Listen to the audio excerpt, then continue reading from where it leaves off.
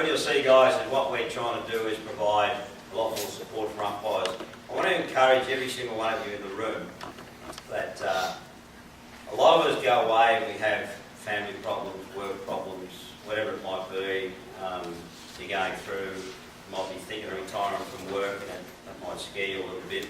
There's a whole range of things that as individuals. So what I want to be able to provide is, just don't want to be seen as, oh, well, Benny's over there coaching or whatever it might be. Feel free to give me a call and just have a chat about anything you want to talk about. You know, because it's really important that I want to invest in you, but I also want you to invest in yourselves. So by all means, give me a call, have a chat, whatever it is that you want to talk about. You know, how you're going with your umpiring, how you're going with things, whatever it might be. As we get older, there's starting to be, you know, a bit of illness in the families and those sort of things. So it's going to impact on you as an individual and your family and things like that. So we want to provide more support for our umpires. Our Umpires Association is very supportive, so take that on board going forward. Thanks, John.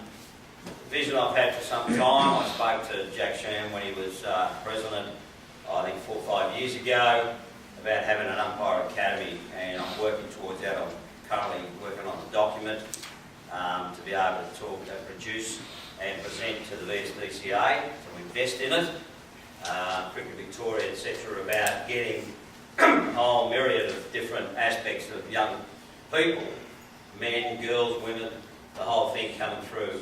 People that just love cricket might not have thought about umpiring and things like that. So it's a whole new ball game, and I guess to pick up on John's, it's you know, the way of the future and what we're planning. So it's a new chapter. Message to the captains: I've designed a captain's sheet that I'll give to Michael Moore that will go on our website as well. I'll be making sure through the clubs, every single club gets a copy or copies of how to go about rating umpires and what we look for and what we do.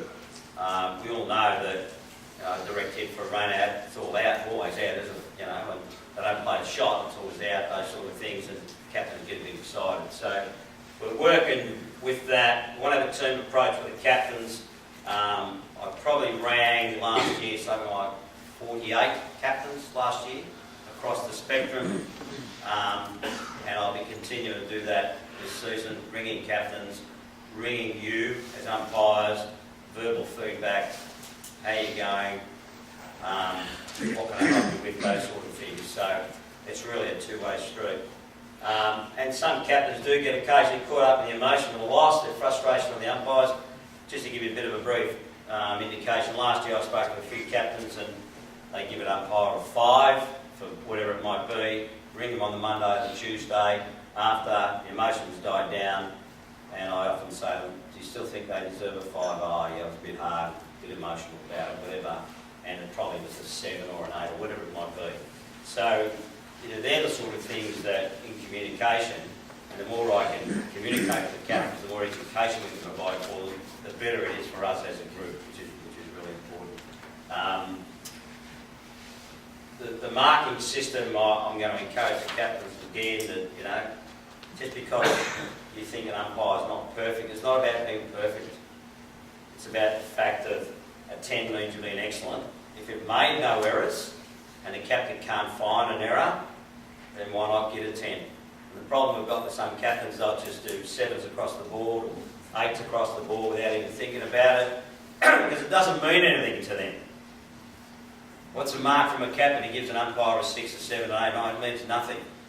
But it means a lot to us. And we're continually educating umpiring captains about their input, basically select our finals. That's how we get it. They're our eyes and ears on the ground. So we've got to continue to work with them. Your rapport on match day, like me with the captains, is vitally important to how it goes. So if you ever have a bad day at work on a Saturday morning or the night before, you go there a bit grumpy, you're not really in the mood for talking to a captain, it could impact on them. Because we're all humans. We all have feelings, we all have emotions. You know, captain might have had a bad day at work Saturday morning as well. So there's those sort of things to take on board. So we're going to sort of change it around. This is for our our benefit about how it's going to operate, what we're going to do. It takes some time. Benny, we've asked the association to change the umpires' reports on what done by the captains to include that information, so it gives them a bit of a guideline as to where it fits, instead of just picking something out of the air. So we don't know if that's been done yet, but we're hoping it will be. But the clubs have been sent the presentation, so they're all got it. Dr. Hart's here, mate, we'll get back. Next one, thanks. This is the trialling a new system, Match Performance 1. It's more for our benefit than anything else, about how we can help try and make it easier, how things have worked with ratings. So that's going to be a bit of a trial for us as well going forward. Feedback on your score and the umpires report is what we're trying to do. To me, it's not so much, I don't get too caught up in the score, because it's more about the feedback, the constructive feedback, and how we can make it better. And I really encourage you to understand that constructive doesn't mean criticism. That's not what it means. Constructive means here's a way of feedback to try and help you go the next step or get better all the time. It doesn't mean that someone's just having a bit of a crack at you, so we need to understand that. And I know there'll be someone in there, I know there'll be someone sitting there, that's bullshit, Benny, but it's not. I can guarantee you that's what it's really all about, but we've got to educate ourselves and others about what it really means going forward. Positive aspects is what we're looking for. Again, this will be highlighted to captains, about the great cricket, decision making, reading a feel for the match, attitude, the weather plays a part, teamwork, captains and umpires. I reckon when you turn up on match day, look at the captain as part of the team. You can be engaging with them. Tell them your nickname. Tell them they buy the first beer after the game. I want to hold my back on that one. The next one, negative aspects of what more captains try and look at, unruly behaviour. Some captains let it go, some captains are the leader of it. I'll talk more about that later. Leadership skills, the weather again, not played in the spirit of the game, which was mentioned before, lack of preparation, knowledge of the rules. Captains and players, ask yourself when you played, did you give two hoots about the rules? You just thought you knew most of them and you went out and played. So that aspect. So we're working on that. Perfect view, we understand that's where it is, behind the stumps, and that's the best seat in the house. So that's what it's all about. No time to get done, so I'll move for rather quickly, just going our best because that's what we want. Thanks, John. Can I? Yeah, clap John if you want. Just quickly, how many club umpires are here? How good's that? Not just 1, 2, 3, 4, 5, 6, 7, 8 club umpires. Fantastic. We want to get to more club umpires to attend these sessions. Really want to engage in that, which is really good for us and them. Also want to welcome all the returning umpires, and I'm delighted to see so many here, which is fantastic. And I did mention it last time, but I think it's really important. Ian Williams, it's fantastic to see Ian back. John Anderson, some others that have had illness or whatever it might be, which is fantastic to overcome that and want to continue and come back, which is great. I already mentioned about feedback and basically how it's going to work, dealing with the captains, phone calls.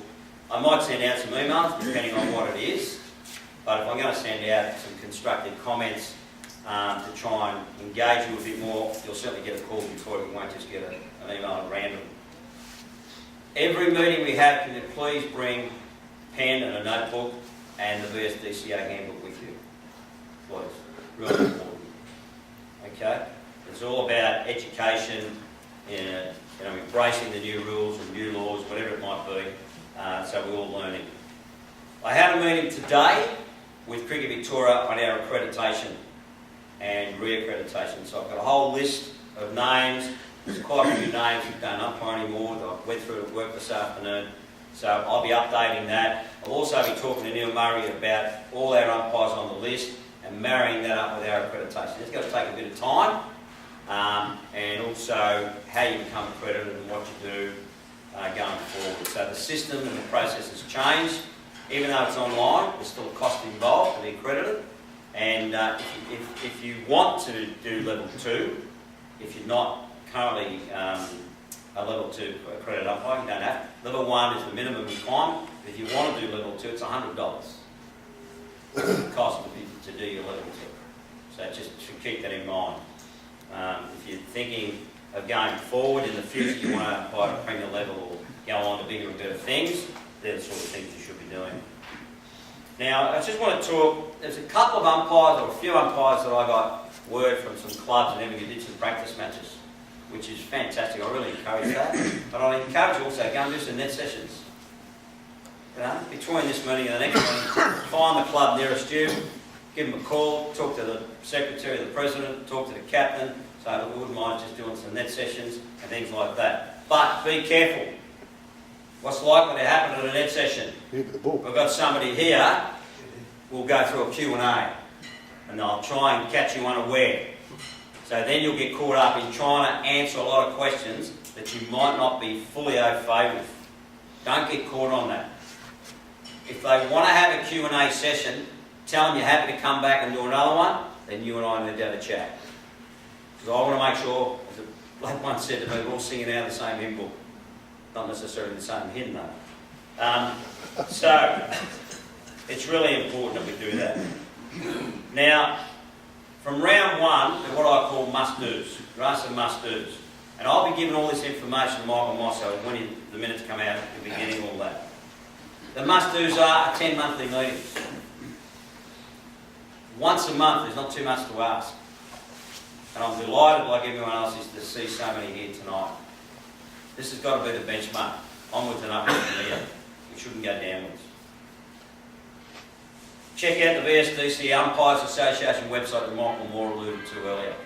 There's plenty of information up there, and we'll continue to update it and provide information for you. Please, please, please, right from day 1, make sure if you're getting a new shirt, that's great, but if you're wearing your old stuff, that's also good. Make sure it's clean and pressed. Your pants are pressed. Your shoes are predominantly white, not grey, simply because you haven't cleaned them. Take a bit of pride. There's 3 components to your umpiring and your dress. Yourself, the Umpires Association and the VSDCUA as a whole. That's who you represent. So take a bit of pride. Make sure everything's clean, pressed, ready to go. Don't get up on Saturday morning and say, crikey, where do I put my umpire socks? And in some cases, my umpire jocks. There's bound to be something that's doing that. So make sure you prepare. Your shoes are clean, everything's ready to go, at least the night before, if not sooner. Benny, just one question in relation to pants and socks. Do you prefer us to wear white socks, or do you prefer us to wear black socks? Doesn't matter. Okay. White and black are both acceptable. It's your choice, your preference. And if you're going for Collingwood, you'll wear black and white. We'll get that in there. So make sure that your attire, and in particular your shoes. I mean, the captains, when they see you, the impressions, perception is really their reality. So you walk out and you're clean and tidy and neat, you look the part, you look confident, they reckon you're switched on and they reckon they're in for a good day. That's really important we do that. Arrive at the game at least 1 hour prior to the scheduled start time. Now I know that's not probably possible for a lot of us, especially if you're travelling. But if you are going to be late or you work in the morning, whatever, what should you do? Bring your colleague. Let your mate know. If you happen to be umpiring by yourself, for whatever reason, what would you do? Even the home court secretary. Absolutely. Make communication, let them know. Traffic on a Saturday is getting worse and worse, so the earlier you leave, the better. Really important. Now this one might surprise you. Please make sure you read your appointment. You'll be surprised who've gone, oh yeah, thought they were doing the first or seconds or thirds and went to the wrong round. It happens because you glanced at it, you didn't digest the information. Read your appointment, please. Really important. Now, if you get an appointment, let's say you're umpiring in the seconds for the first 3 rounds. Pick a figure. Round 4, you're in the thirds, which shouldn't happen without communication from me. But let's say you find yourself in the thirds. Don't automatically think, crikey, I've been dropped. And your head goes down and you feel a bit disillusioned, whatever. There'll be reasons why we do things. If we get enough numbers, I want to introduce a rotation process so that we can get others getting a taste of first 11 or getting a taste of second 11 or whatever it might be. So if we do miss, or you don't get a call from me or something and you're not aware of it, you get your appointment, give me a call. We'll have a chat about whatever it might be there. I might want you there for a real specific reason, to give feedback or whatever it might be on your colleague or whatever. Really important.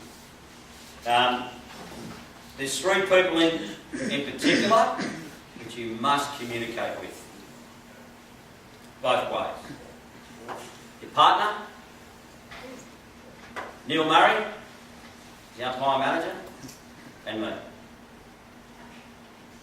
Now, your communication with the Umpires Association will be done between Michael Moss and James Barrett, and I'll handle that.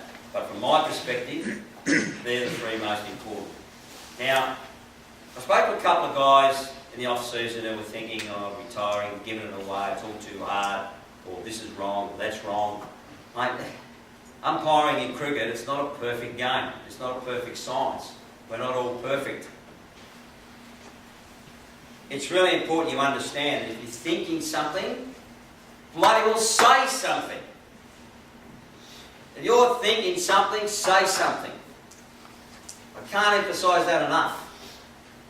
And like last year, if you ring me, some of you, your caller ID doesn't come up on my phone for whatever reason. It could be a private one. So if you don't leave your name and number, not likely to get a call back.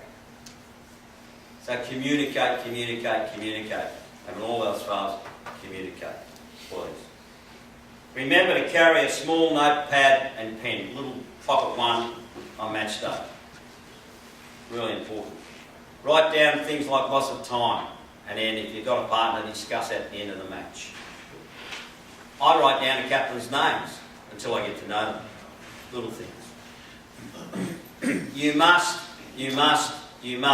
every single day, you umpire, check the boundary is a minimum of 2.74 metres inside the fence. Why? It is safety, and it's now also a compulsory requirement. So if you go and don't just, I'll check over there and I'll check over there, oh, that looks about right. You do a little walk around and just make sure.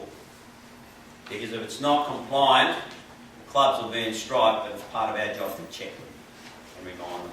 So make sure we do that. I'm really big on teamwork.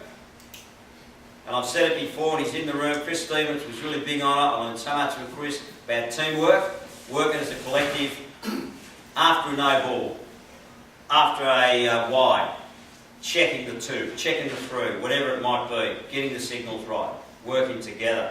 There's nothing worse than you look over your square leg and he's having a bit of a chat with the bloke next to him. You're trying to get a signal in. Concentration is paramount about what we do. We will be trialling, as Michael alluded to earlier, we will be trialling the Duckworth-Lewis system for one-day matches. And if it works the way I hope it will, and we'll do a session on it, then that'll be a recommendation going forward to put to the VSDCUA rather than the paper-based one. So that'll be good. Captains will be able to download it themselves. As a matter of fact, the captains of Premier Cricket work it out and tell the umpire, is that right? We're only going to make 120, is that right? So whatever we can make our lives easier and better is going to be important. Now, during those practice matches, I got some feedback. I find it amazing that some experienced umpires still don't understand that a free hit is only for a foot fault, front foot or back foot. Above the waist no ball is not a free hit. It's not a free hit.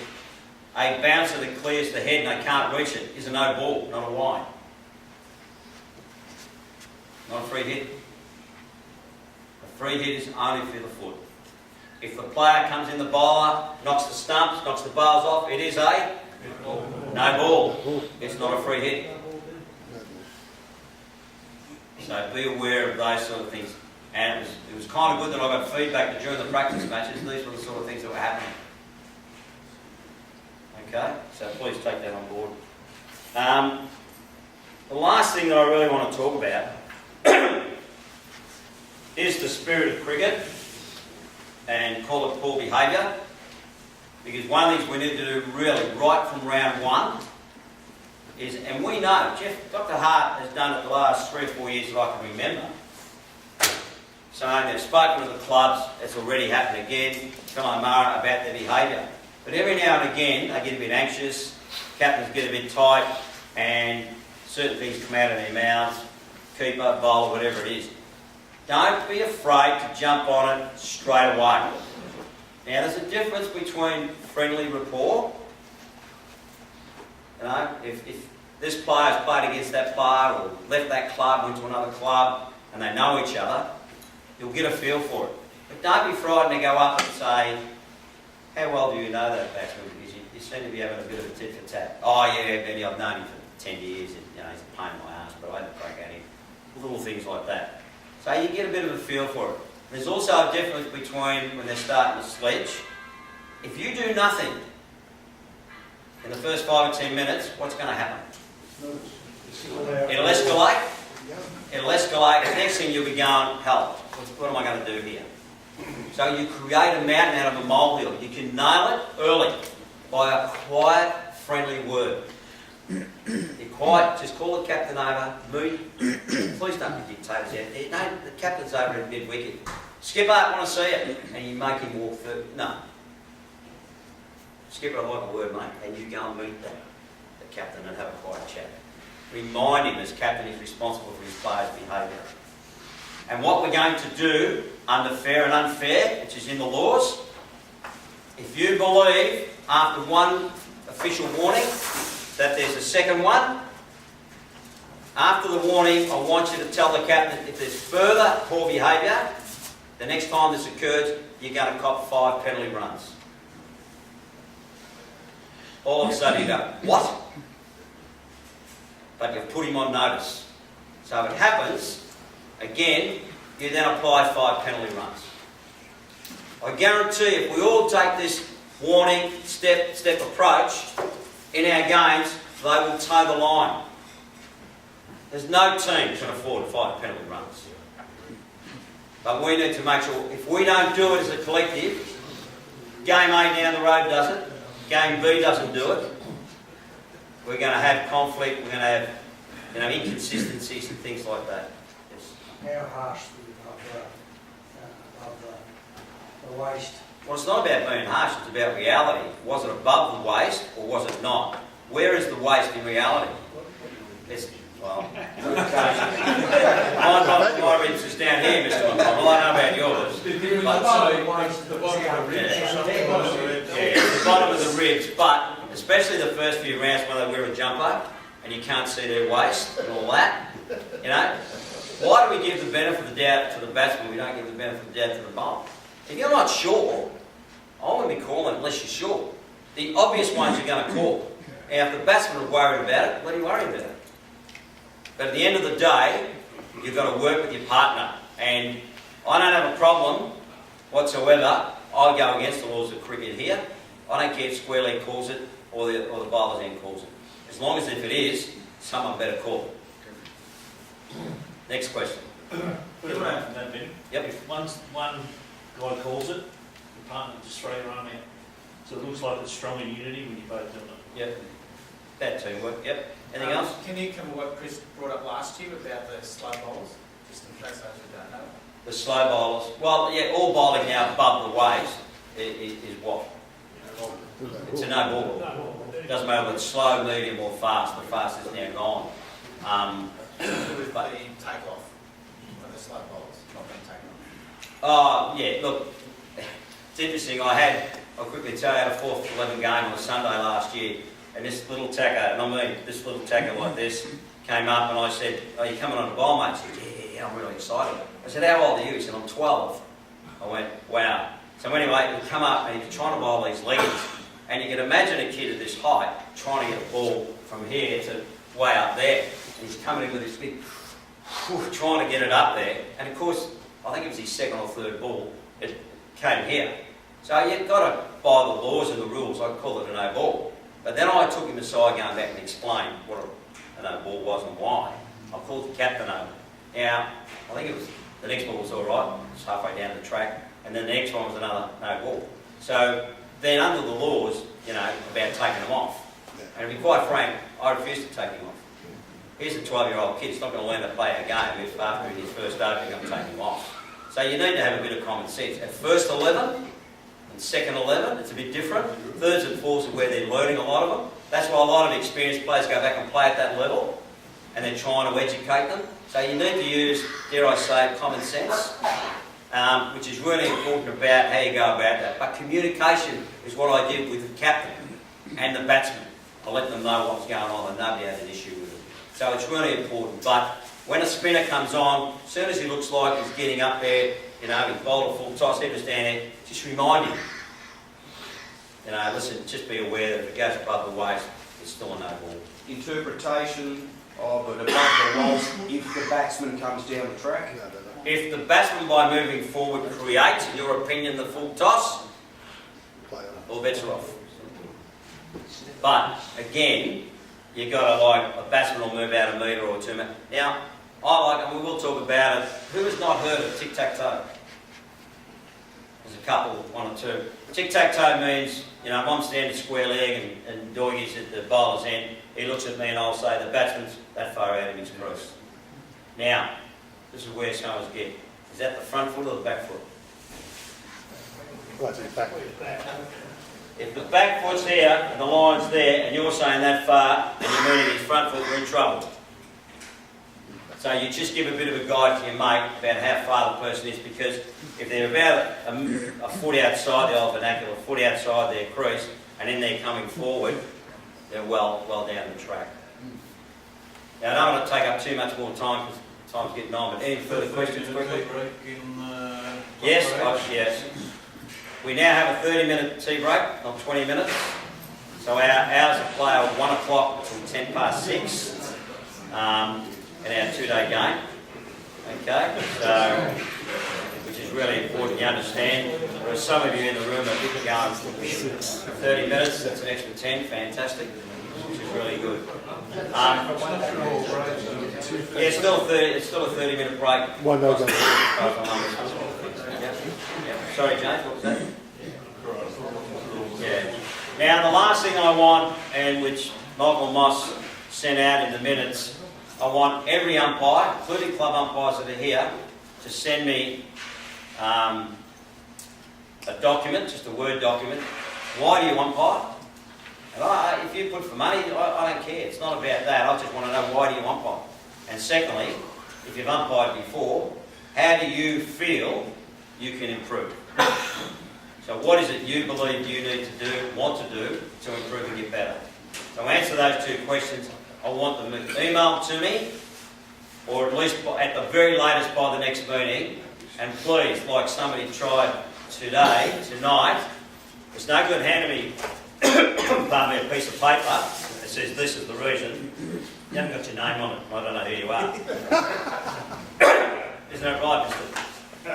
No, mate. All right. So please make sure that we do that by the next meeting and send it to me in an email or whatever it might be. All right. Now, somebody rang me today and said, "Don't worry about round 1. Along with the forecast is that watery stuff. I'll worry about it when it comes." Yeah. All right. So right here and now, it's a 2-day game. If it happens to be a 1-day game, the following week you'll get an email from me about certain aspects of that 1-day cricket. But right now it's a 2-day game, and that's what we'll focus on. All right. Thanks for all coming. Good luck. Remember your communication is really important.